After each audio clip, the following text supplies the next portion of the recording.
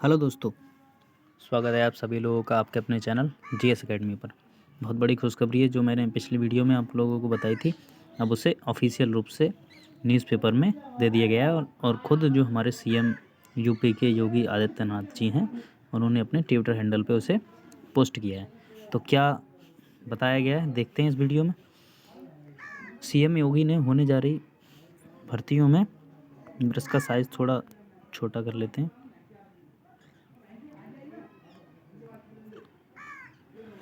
CM योगी ने होने जा रही भर्तियों में लाखों अभ्यर्थियों को दी बड़ी राहत। अब ये राहत क्या दी है इन्होंने, ये भी देखते हैं। सिपाही भर्ती में जो है आयु सीमा में 3 साल की बड़ी छूट दी गई है। मतलब जो अभी तक जनरल वालों के लिए बेसिकली ये अच्छी बात है, क्योंकि जनरल की एज बहुत कम थी। छूट हालांकि सभी वर्गों को दी गई है, ओबीसी एससी एसटी जो भी हैं सबको दी जाती है। ऐसा नहीं है किसी एक वर्ग को दे दी जाए। तो जनरल की एज बहुत कम थी, 18 से 22 साल, तो उनकी अब 3 साल की छूट दे दी गई है। वैसा यहाँ पे मेंशन भी किया गया है 22 वर्ष थी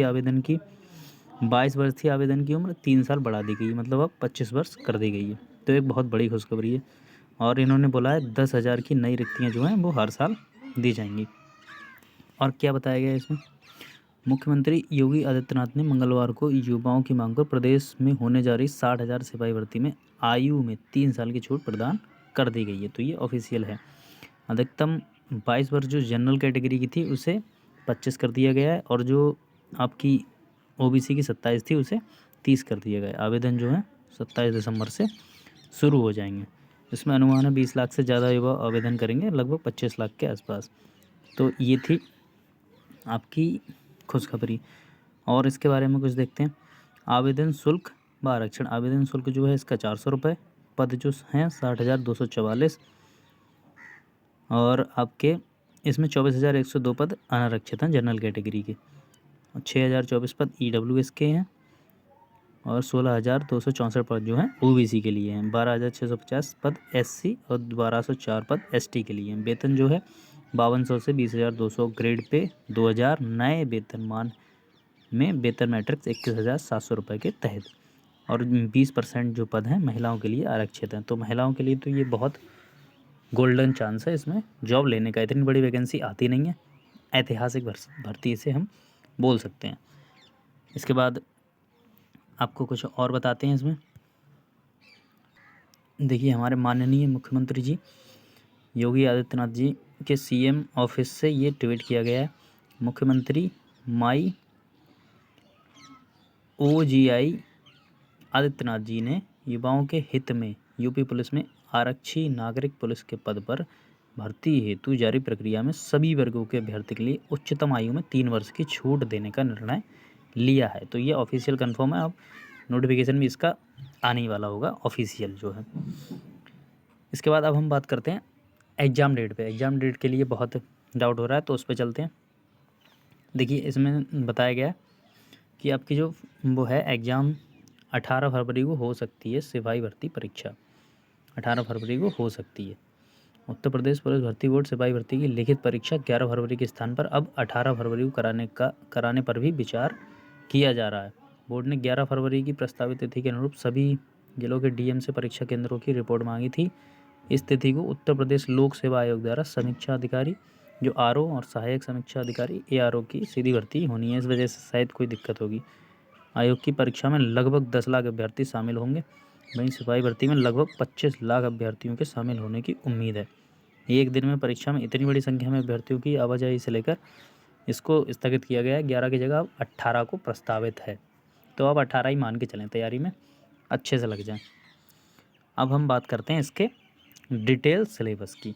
ये बेसिक जानकारी मैंने आपको बता दी। बड़ी खुशखबरी, सारी कुछ आप देख चुके हैं, और ये न्यूज़पेपर में भी दिया गया था, जैसा कि यहाँ देख सकते हैं। यूपी कांस्टेबल जो न्यूज़ आई थी, न्यूज़ चैनल आज तक वगैरह में सब में ये दिया गया था। आज तक में ये दिया गया है यूपी कांस्टेबल भर्ती आयु में 3 वर्ष की छूट।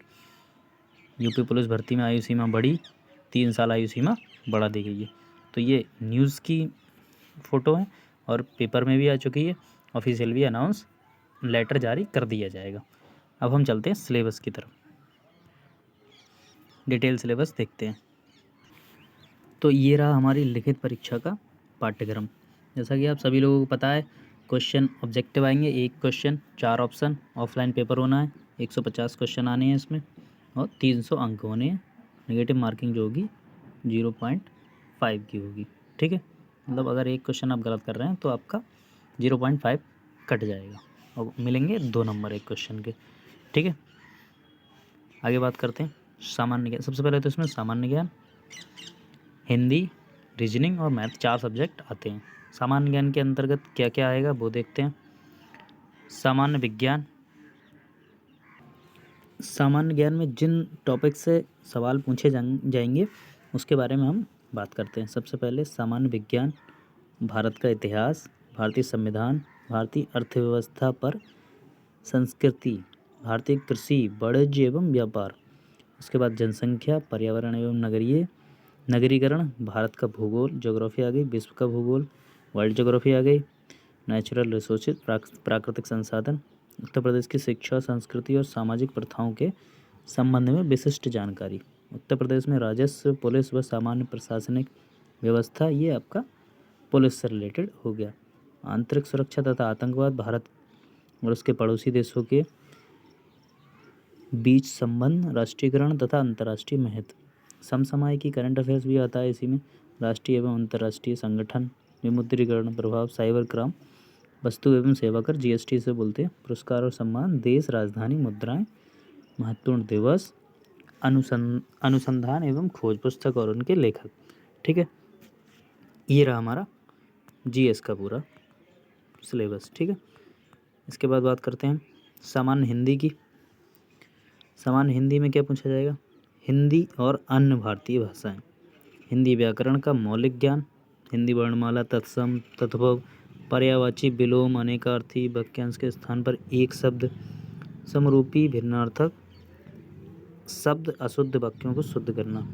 ठीक है, लिंग, वचन, कारक, सर्वनाम, विशेषण, क्रिया, काल, वाच्य, अव्यय, उपसर्ग, प्रत्यय, संधि, समास, विराम चिन्ह, मुहावरे एवं लोकोक्तियाँ, रस, छंद, अलंकार आदि।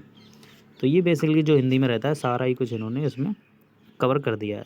और आपठित बुद्ध, प्रसिद्ध कवि, लेखक एवं उनकी रचनाएं, हिंदी भाषा में पुरस्कार और मिसलेनियस विविध, ये आपका हिंदी का रहने वाला है। बात करते हैं संख्यात्मक एवं मानसिक योग्यता मतलब मैथ। इसमें आपका नंबर सिस्टम, सिंप्लीफिकेशन यानी कि सरलीकरण, डेसिमल एंड फ्रैक्शन, दशमलव और भिन्न, highest common factor and lowest common factor मतलब महत्तम समावर्तक और लघुत्तम समावर्तक, एलसीएम और एचसीएफ जिसे बोलते हैं, ratio and proportion, percentage, profit and loss, discount, simple interest, compound interest और आपका partnership, average, time and work, distance, time and distance, use और टेबल एंड ग्राफ ये भी आता है, mensuration, arithmetical, competition and other analytic function, अंकगणितीय संगणना एवं विश्लेषणात्मक कार्य और मिसलेनियस क्वेश्चन इसमें आ जाएंगे। इसी के अंतर्गत एक और क्वेश्चन रखा गया है मानसिक योग्यता, ये मैथ ही में है। इसमें आपकी रीजनिंग पूछी जाती है, लॉजिकल डायग्राम और संकेत संबंध विश्लेषण, प्रत्यक्ष ज्ञानबोध, शब्द रचना परीक्षण, अक्षर और संख्या श्रृंखला, शब्द और वर्णमाला में आंशिक समरूपता। ठीक है, ये आपका रीजनिंग में आ जाता है। अब हम बढ़ते हैं चौथे में जो कि रीजनिंग है, मानसिक अभिरुचि। इसमें क्या रहने वाला है ये भी देखते हैं। देखिए इसमें मानसिक अभिरुचि, मेंटल एप्टीट्यूड के क्वेश्चन पूछे जाएंगे। इसमें आपकी मानसिक अभिरुचि चेक की जाती है। निम्नलिखित के प्रति दृष्टिकोण, जनहित के प्रति आपका कैसा दृष्टिकोण है, कानून और शांति व्यवस्था के प्रति, सांप्रदायिक सद्भाव, अपराध नियंत्रण विधि का शासन, अनुकूलन की क्षमता, इनके बीच आपको चेक किया जाएगा कैसा आपका दृष्टिकोण है। ठीक है, इसके बाद आपसे आईक्यू, बुद्धिलब्धि के पूछे जाएंगे। रीजनिंग ही होती है, संबंध और आंशिक समानता परीक्षण, असमान को चिन्हित करना, श्रृंखला पूरी करना परीक्षण, संकेत लिपि और सांकेतिक लिपि को समझना, ब्लड रिलेशन, रक्त संबंध, वर्णमाला पर आधारित प्रश्न, समय चक्र परीक्षण, Venn diagram, mathematical ability test, arrange and order, ये सारा रीजनिंग में पूछा जाएगा। अब तीसरा जो गा है उसमें तार्किक क्षमता, वो भी रीजनिंग ही होती है। यहाँ पर से रीजनिंग एबिलिटी कहा गया है, उससे आईक्यू कहा गया है।